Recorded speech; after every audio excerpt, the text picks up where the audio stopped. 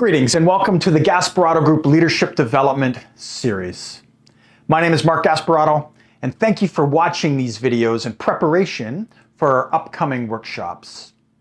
The idea is to give you the foundational theory and concepts so we can focus on contextualizing the knowledge for your particular circumstances during the workshop. During this video, I'll introduce the concept of emotional intelligence, and the topics that I will cover are the inner game components and where emotional intelligence fits in. The emotional intelligence definition, how the brain works in terms of sense making and judgment, and lastly, the EQI 2.0 framework and its 5 composites. So this is a third-party framework that we at Gasparotto Group use for emotional intelligence assessments and also for our frameworks and models. This graphic represents the inner game, or the components of leadership of self. The interrelated and supporting components are grouped into 3 areas, which you see as circles. Starting with identity, which is who you are. And identity is at the bottom because it provides the foundation upon which everything else is built. Number 2, consciousness, or how you think and feel. And then action orientation, or how you execute. So emotional intelligence, our topic today, resides under consciousness. Next, we have the definition of emotional intelligence, the short form being EI. And it is defined as the ability to understand and manage your own emotions, as well as recognize and influence the emotions of those around you. And to expand on that definition, emotional intelligence is a set of emotional and social skills that influence the way we perceive and express ourselves, develop and maintain relationships, cope with challenges, and use emotional information to be effective. Next, we have how the brain works. And this diagram represents Daniel Kahneman, who is a Nobel Prize-winning psychologist, his 2 systems of the brain concept. And the diagram that we're using was produced by the talented people at Reading Graphics, a book summary organization. So system 1, what you see on the left-hand side, is fast, intuitive, and emotional. While system 2 on the right-hand side is slow, deliberate, and logical. So our minds have 2 separate and distinct selves. One that experiences and one that reflects. Our minds are not capable of processing all the information available to us, and thus our attention is selective. And this leads to the concept of cognitive ease, where our minds rely on mental models, which are shortcuts or biases, to make quick decisions.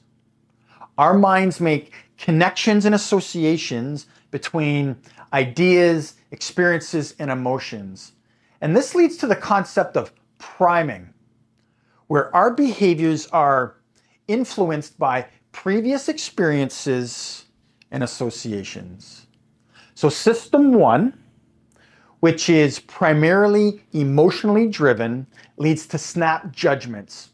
And coupled with something called confirmation bias, leads many of us to seek out information that supports and justifies our existing beliefs, and also ignore information that contradicts it. So now let's look at the chain of sense-making, judgment, and justification in greater detail. So our brain, during sense-making activities, primarily seeks out threats. And that was a good thing from an evolutionary perspective. So we would make sense of a situation as quickly as possible, gathering just enough information to be able to make a sufficiently informed decision. And if it all went well, that information and information gathering gets saved as a viable process. And if it doesn't go well, and we actually survive that encounter with that threat, then it gets discarded. So this is how we've built up mental models throughout our evolution as humans and also as our evolution as individuals. And these mental models are based on shortcuts and recognizable patterns. So for example, if we've remained attentive as drivers over the years, we are able to more easily recognize that something is off and react accordingly. Also, we've met thousands of people in our lifetime and refine our understanding of personality types and the ones that we find compatible and likable. That's how mental models are built and where they come into play. So here's the thing. Those decisions that we make, specifically in System 1, are actually snap judgments. And we are innately judgmental, especially about social issues and other people. Again, quick judgments can be a good thing if we're trying to evade a predator and survive, but it often does not serve us well in a complex society. And this is integral to understanding ourselves as emotional creatures. So it gets worse. We are far more likely to defend our judgments with justification than to cycle back to sense-making and integrate new information into our position, our mental models, and even less likely to change our judgment. We will spend more time and effort on justification than it would take to reassess something. So what does all of this have to do with emotions? Well, these steps in the process, these mental models, are largely created by emotional events. And so the mental models indicate that it feels right. They provide that gut feeling. They let us know that it just feels right. So even if you're an objective and analytical thinker, I can assure you that emotions play a significant factor in your decision making. In essence, humans are not thinking beings that feel. Rather, we are feeling beings that think. And that's why emotional intelligence is an integral and essential part of leadership. So let's take a look now at this emotional intelligence framework. And this is the one that we will use throughout the workshop. And this model comes from the EQI 2.0 psychometric assessment, and it's very comprehensive. And so EQ stands for emotional quotient, and we're going to use that interchangeably with the term emotional intelligence. So this framework allows us to examine emotional intelligence in all parts, but also understand how they work together, often in unison. So there are 15 competencies, which are grouped into 5 composites. And those composites are self-perception, self-expression, interpersonal, decision-making, and stress management. So the following slides will introduce each composite and their respective 3 competencies. So first off, we have self-perception. And this composite addresses the inner self. These competencies assess feelings of confidence and worth, persistence in the pursuit of personally relevant and meaningful goals, and an awareness of how different emotions impact our thoughts and actions. So first we have self-regard. And that is respecting oneself while understanding and accepting one's strengths and weaknesses. And self-regard is often associated with the feelings of inner strength and self-confidence. Next we have self actualization. And that's the willingness to persistently try to improve yourself and engage in the pursuit of personally relevant and meaningful objectives that lead to a rich and enjoyable life. And lastly, we have emotional self-awareness. And this includes recognizing and understand your own emotions, as well as the ability to differentiate between the subtleties of your own emotions, understanding the causes of those emotions, and also the impact that they have on others. The next composite is self-expression, and this measures the outward expression of the action component of your internal perception. So emotional expression is openly expressing your feelings verbally and non-verbally. Next, we have assertiveness. And this involves communicating feelings, beliefs, and thoughts openly and defending personal rights and values in a socially acceptable, non-offensive, and non-destructive manner. And the last one is independence. And this is the ability to be self-directed and free from emotional dependency on others. The interpersonal composite addresses one's ability to develop and maintain relationships based on trust and compassion, articulate an understanding of another's perspective, and act responsibly while showing concern for others, a team, or a greater community or organization.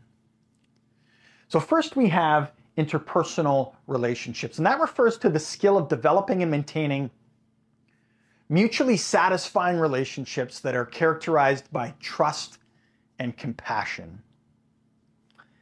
Empathy is recognizing and understanding and appreciating how other people feel. It involves being able to articulate your understanding of another's perspective and behaving in a way that respects other people's feelings. And last, we have social responsibility. And that's the willingness to contribute to society, to one's own social groups, and generally to the welfare of others. Social responsibility involves acting responsibly, having social consciousness, and showing concern for that greater community. Decision-making. The decision-making composite measures the ways in which you use emotional data to process information. So collectively, this composite scale reveals how well you understand the impacts that emotions have on decision-making, including the ability to resist or delay impulses and remain objective. Problem solving is the ability to find solutions to problems in situations where emotions are involved. Problem solving involves the ability to understand how emotions impact decision making. Very close to reality testing. And that's the capacity to remain objective by seeing things as they really are. This capacity involves recognizing when emotions or personal bias can cause one to be less objective. Leading us to impulse control. And that's the ability to resist or delay an impulse, drive, or temptation to act, and involves avoiding rash behaviors and decision making. The last composite is stress management.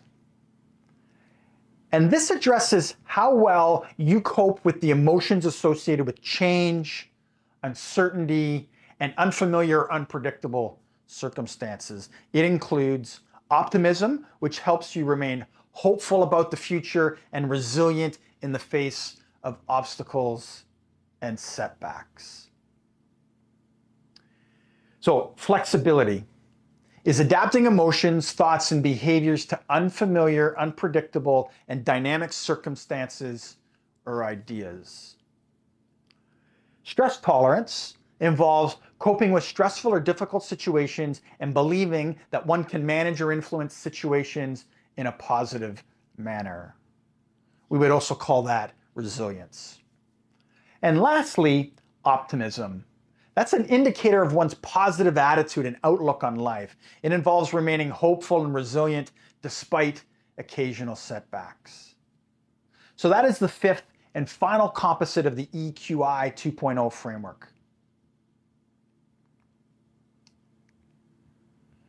So this video covered the underlying theory of emotional intelligence and the EQI 2.0 framework that forms the basis for the follow-on workshop, where we will explore emotional intelligence connection with leadership of self and dive into the competencies with real-world personal applications.